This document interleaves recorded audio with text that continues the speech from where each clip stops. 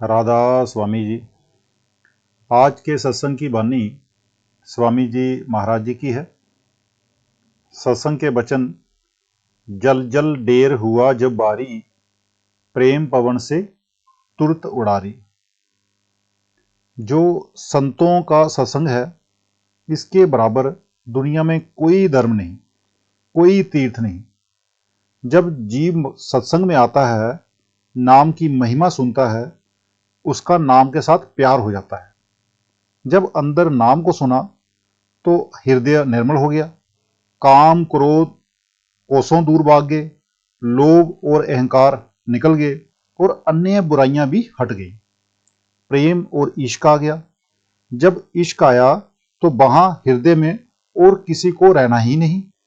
जहां प्रेम का बाज आ गया, वहां कोई और पक्षी यानी कि कोई अवगुण कैसे रह सकता है। जब पूर्ण प्रेम आ गया, यानी जब पूरा प्रेम आ जाए अंदर, तो जितनी भी मैल अंदर होती है वो सबकी सब साफ हो जाती है। अब रूह आजाद हो गई, अंदर भक्ति प्रेम और शांति आ गई। यही बुल्ले शाह कहता है, हुन मैं हो गया होर दा होर।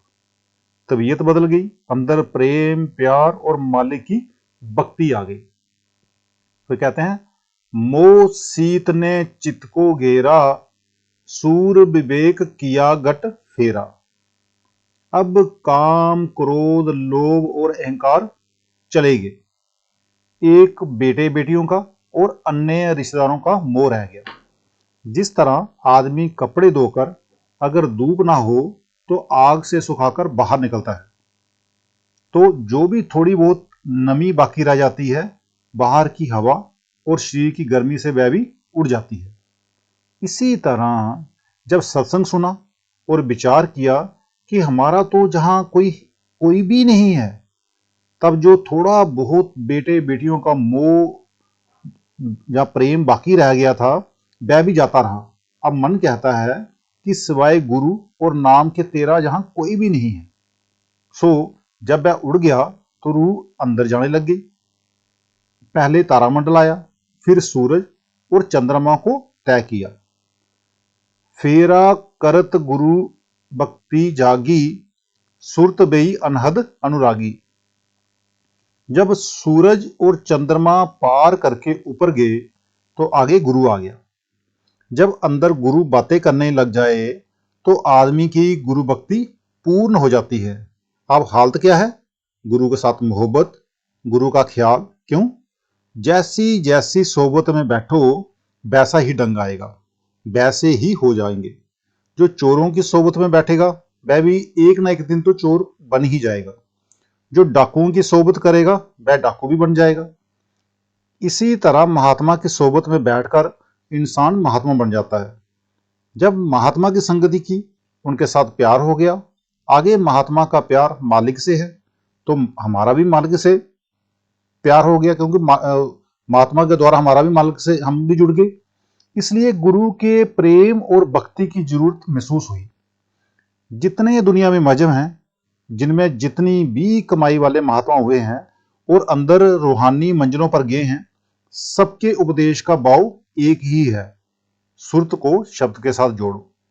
सुरत को शब्द के साथ जोड़ो, बिना शब्द मुक्ति नहीं। यही इस्लाम के फकीर कहते हैं कि अपनी रूह को बांगे आसमानी के साथ जोड़ो। मैं शरीयत वालों का जिक्र नहीं करता, सभी संतों और फकीरों का एक ही ख्याल है। जब गुरु भक्ति पूरी हो गई तब नाम भक्ति बाकी रह जाती है। सो गुरु कहता है कि चल ऊपर को। अब जो वह अनहद धुन उठ रही है, जिसको बांगे आसमानी और किलाम इलाही भी कहते हैं, उसमें कशिश है, प्यार है। जब मन इंद्रियां साफ हो जाएं, दिल साफ हो जाए, तब वह धुन खींचने को तैयार हो जाती है। अब रूह इस नाम की धुन की आशिक हो गई। सोते जागते उठते बैठते, मतलब कि हर वक्त उसकी तरफ ख्याल रहता है। राग बोग सब दूर निखारा, बिमल ब्रह बेराग समारा। अब विषय विकारों का प्यार हट गया, काम क्रोध का ख्याल जाता रहा। एक ही परमात्मा के मिलने की ख्वाहिश है कि वो कब मिले, कब आत्मा हमारी जो आत्मा है वो स्वाधीन हो, सच्चा वैराग्य और सच्ची विरह पैदा हो गई।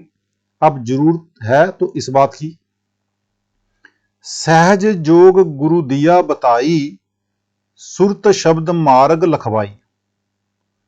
अब जब सतगुरु ने देखा कि सत्संग सुन सुनकर इसके मन बुद्धि निर्मल हो गए हैं, नाम लेना चाहता है, हृदय साफ है, तो उन्होंने नाम भी दे दिया।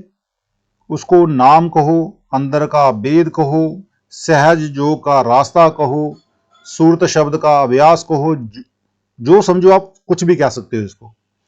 सूरत शब्द के अभ्यास से बढ़कर दुनिया में कोई भी अभ्यास नहीं।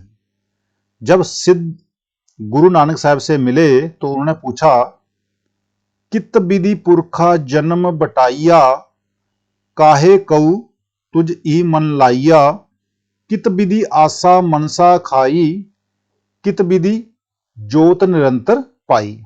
कि हे महात्मा, तूने जन्म मरण खत्म करने का कौन सा तरीका अपनाया है? तेरा जन्म मरण कैसे खत्म हुआ?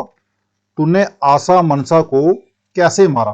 तेरे अंदर नूर और तजल्ली यानी कि रोशनी कैसे पैदा होगी? तब गुरु साहिब ने जवाब दिया, सतगुरु के जन्मे गवन मिटाइया। जिस दिन सतगुरु ने नाम दे दिया, जन्म मरण उसी दिन खत्म हो गया। यानी जिस तरह कोई जमींदार खेत में बीज डाल देता है, चाहे फसल 3 महीने बाद हो, 6 महीने में तैयार हो जाए, तो तैयार होकर वो फसल घर आती है, लेकिन उसको उसी दिन से अनाज की उम्मीद हो जाती है जिस दिन उसने बीज बोया है। इसी तरह जब सतगुरु ने शिष्य के हृदय में नाम का बीज डाल दिया, तो वह जरूर उगेगा और एक दिन बड़ा पेड़ बनेगा। वह कभी भी जो बीज है वो कभी भी नाश नहीं होगा। गुरु अमरदास जी ने एक और जगह कहा है, नानक जिन्हें कऊ सतगुरु मिलया, तिनका लेखा निबड़िया। जब सतगुरु ने शिष्य के हृदय में नाम का बीज डाल दिया, शिष्य चाहे गुरु को छोड़ जाए, नाम को बुला दे, लेकिन सतगुरु उसको नहीं छोड़ता।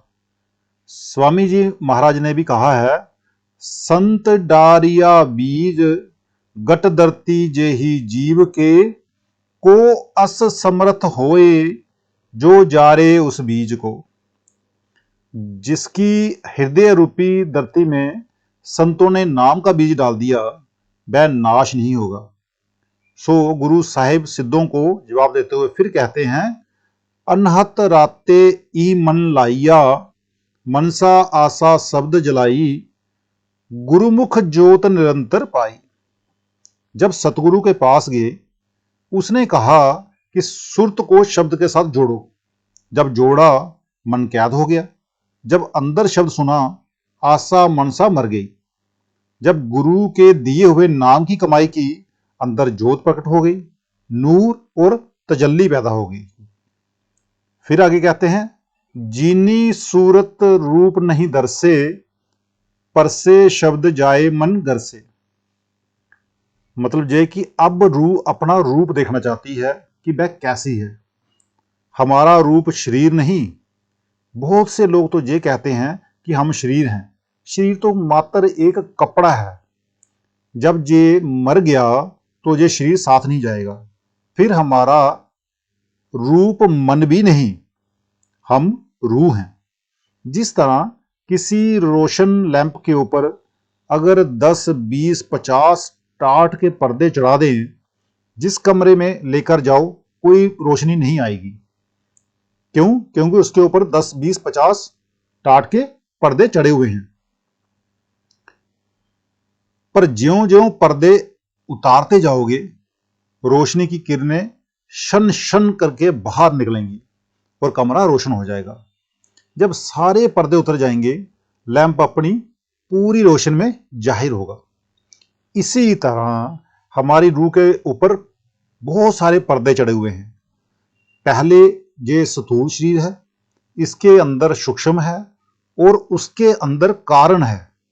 फिर आग, हवा, मिट्टी, पानी, आकाश, 5 तत्व, सतो, रजो, तमो, तीनों गुण, 25 प्रकृतियां, काम, क्रोध, लोभ, मोह, अहंकार और मन माया के गिलाफ हैं। हम अपना रूप नहीं देख सकते।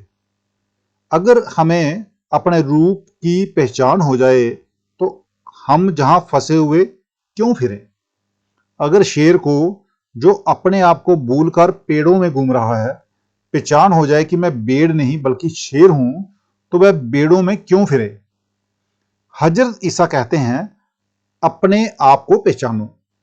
अब सवाल पैदा हुआ कि उसको अपना रूप कब नजर आता है? कहते हैं, ना तुरिया पद में, ना त्रिकुटी में, ना स्वर्ग में, ना विकुंठ में, बल्कि जब ये सारे पर्दे उतर जाएं।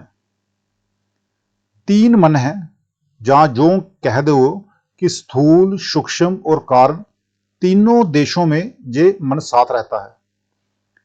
पहले ये स्थूल शरीर से अंदर नहीं जाने देता, बाहर ही बाहर दुनिया में घेरे फिरता है। जब गुरु की कृपा से ये शरीर तय कर लिया, इसकी हद से पार हो गए, तो आगे सूक्ष्म मन का राज शुरू हो जाएगा। स्वर्ग, वैकुंठ, नरक इसी सूक्ष्म देश में है। जब आप ब्रह्मा में जाओगे, सूक्ष्म मन का पर्दा दूर हो जाएगा। जब पार ब्रह्मा में जाओगे तो कारण मन से आजाद होगे। वहां जाकर ना ये काला है, ना गोरा है, ना पीला है, ना हरा है, ना स्त्री है, ना पुरुष। उस वक्त ये कहेगा कि मैं आत्मा हूं। जहां हम एक सूरज की तरफ मुंह नहीं कर सकते, वहां आत्मा का अपना नूर 12 सूरज का है। ये सोचने वाली बात है कि जहां हम एक सूरज की रोशनी को बर्दाश्त नहीं कर सकते, उसकी जो इतनी रोशनी होती है, तो आप ये समझिए कि हमारा अपनी जो रूह है, हमारा जो उसका अपना नूर जो है वो 12 सूरज के बराबर है। और रूह कोई छोटी मोटी चीज नहीं है। रूह रूपी तोता जहां यानी मातलोक में पिंजरों यानी पर्दों में ढका हुआ है। जे जहां दोनों आंखों से नीचे नीचे जीवात्मा है, वहां पार ब्रह्मा में पहुंचकर आत्मा होता है और अपने आप को पहचानता है। फिर इसे ख्याल आता है कि मैं किस समुद्र का कतरा हूं, सतनाम कहो या सचखंड, मैं उस देश का रहने वाला हूं और उस समुद्र का कतरा हूं। जब रूह मन माया के देश से निकल जाए तो इसको अपने आप का ज्ञान होता है। स्थूल देश में माया का असर बहुत ज्यादा और परमार्थ का अंश कम होता है। सूक्ष्म में माया और ब्रह्मा यानी परमार्थ बराबर बराबर होते हैं, और ब्रह्मा देश में माया गुप्त और ब्रह्मा यानी कि परमार्थ प्रकट है। तो आज का सत्संग इतना ही। मिलते हैं कल के सत्संग में। राधा स्वामी जी।